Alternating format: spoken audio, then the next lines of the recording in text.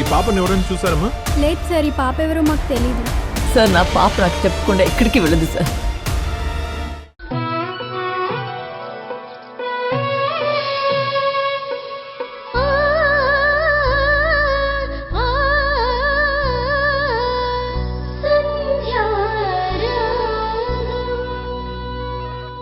ఎక్కడికి వెళ్తున్నావు? అదేంటి మర్చిపోయారా? ఈరోజు గుడిలో ప్రోగ్రాం ఉంది కదా, మనం గుడికి వెళ్ళాలి కదా.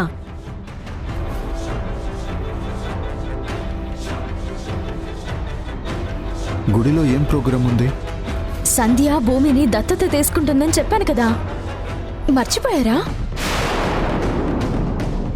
ఇప్పటికే సంధ్య మన వల్ల పరాయి పిల్లని దత్తత తీసుకునే పరిస్థితికి వెళ్ళింది. మనం వచ్చి మాధవిలతని పట్టుకోలేదు, సంధ్యకి న్యాయం చేయలేదు. తప్పంతా మనదేనండి. అలా అని సంధ్యకి ఇప్పుడు నిజం చెప్పి తనని బాధ పెట్టలేను. ఇప్పటికీ పార్వతత్తయ్య రోజు ఎవరికో పాపనిచ్చిందని సంధ్యతో గొడవ పడుతూనే ఉంది. సొంత కూతురుండి కూడా నిజం తెలియక సంధ్య ఈ పని చేస్తుంది. దత్తత తీసుకుంటే భూమి శాశ్వతంగా తన కూతురు అయిపోయినట్టే. ఇప్పుడేం చేయాలో నాకు అర్థం కావట్లేదు. సరే, మన ప్రయత్నం మనం చేస్తున్నాం కదా. పైగా భూమి తనకి బాగా దగ్గరైందంటున్నావు కదా, నువ్వు దాని గురించి ఏం ఆలోచించకు. సర్లేండి.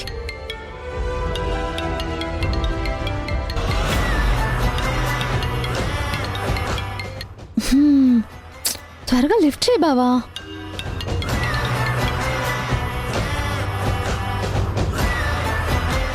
ఎవరండి phone? Office call. Office call. Cut చేశాడేంటి?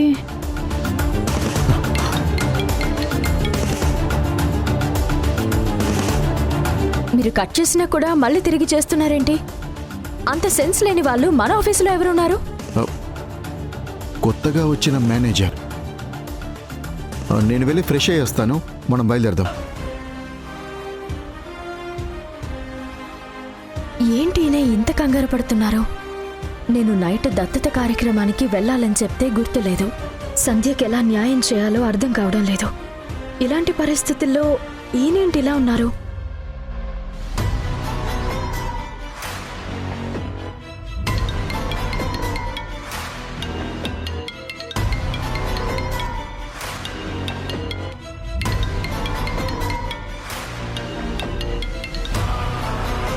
Mounika, నేను కట్ చేశానంటే అర్థం చేసుకోవాలి కదా.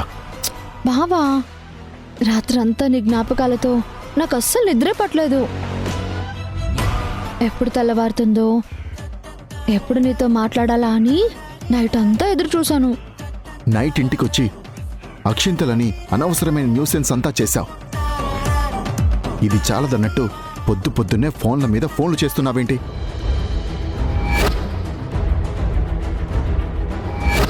ఈయన నిన్నొచ్చిన దగ్గర నుంచి చూస్తున్నాను. ఏదో దాస్తున్నారు.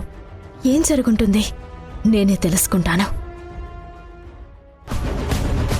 హే ప్లీజ్ మౌనిక, అర్థం చేసుకో. మాటి మాటికి ఫోన్ చేసి ఇబ్బంది పెట్టకు. ఇబ్బంది ఏంటి బావా?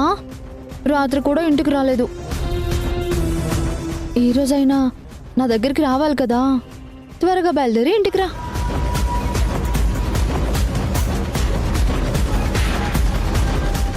ఏయ్ విను, ఇప్పుడు రావడం కుదరదు. నేను బయటికి వెళ్తున్నాను. కుదరదు. నువ్వు ఇక్కడికి వస్తున్నావు అంతే. ఏ ఏంటి బెదిరిస్తున్నావా? చూడు, ఈ పెళ్లి చెల్లుబాటు కాదు. నాకు ఫోన్ చేసి బ్లాక్మెయిల్ చేస్తే నేను భయపడతానని అనుకుంటున్నావా? మనకి జరిగింది పెళ్లి కాదనుకున్నప్పుడు నైట్ ఎందుకు భయపడ్డావు? సరే అయితే, నేను నిన్ను మోసం చేశానని నా మీద నువ్వు పోలీస్ కంప్లైంట్ చేయి. లేదంటే వెంజకి అత్తయ్యకి ఇలా జరిగిందని చెప్పేసేయి.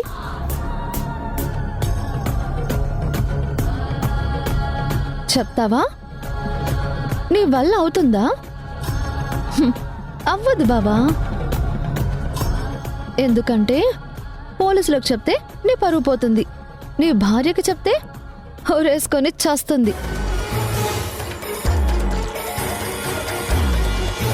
అత్తకి చెప్తే తను కూడా పిచ్చిదైపోతుంది. నువ్వు పరువు కోసమైనా ఈ పని చేయలేవు బావా. ప్లీజ్ మౌనిక, నన్ను ఇబ్బంది పెట్టకు. ఇప్పటికే నీ విషయంలో అయ్యో పాపం అనుకొని నేను చాలా మోసపోయాను. ఏంటి? ఏం మోసపోయావు బావా?